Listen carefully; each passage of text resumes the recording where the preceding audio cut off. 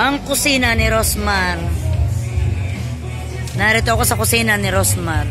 Mga Marikoy. Ay sobra pala dito. Pag ikaw ay dito pumila ng 9 PM.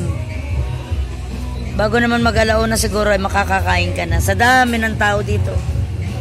Araw-araw daw yan. O, diba ha? Daling ko kayo sa pilahan ha. Lahat ng kubo dito, ang dami oh. Occupied lahat yan. Dami ritong kubo. Yun pa yung kanyang bahay. Galing kami doon. Kasi punong-puno ang kubo. Galing kami doon. Kaya lang ay nakakuha ng bakante. Kaya kami lumipat. O, tingnan nyo. Puro kubo-kubo yan oh. Puro kubo. Yan, may nababakante na namang isa. Oh. At hindi, yan, yung pila na yan. Yan, mga tao yan, buhat doon. Ayun, oh, mga tao yun, ha. Pila yan ang pupunta dito sa kusina. Ayan. Ayan, ang kusina. Ayan ang dadaanan. Susun-susun yan, hindi isang hilera lang yan. At wow, malapit na kaming makakain. Ayun na. Ayun na ang aking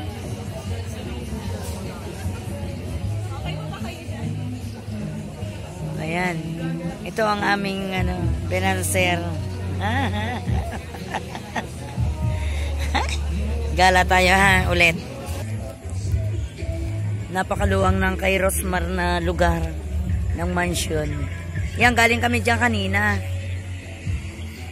Eh, mas gusto ko naman syempre dito sa labas kami humanap ng aming maupa na kubo. Napakarami ditong kubo talaga, oh.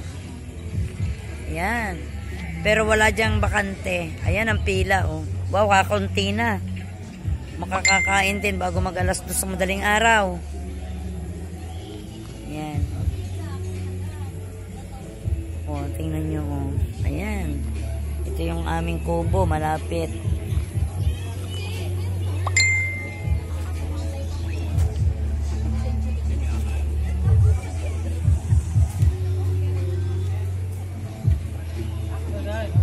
Ay, sumilip lang ako.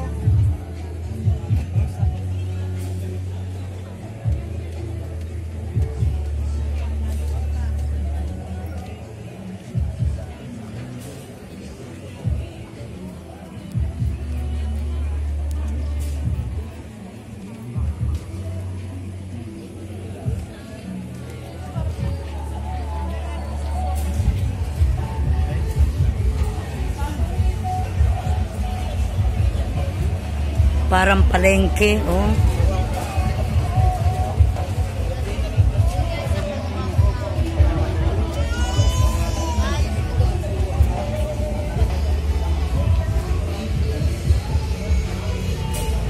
Yan, pag walang hugasan ng kamay at paa, sa dami ng nakain, baka maubusan ng kutsara o dyan na lang magbabanlaw.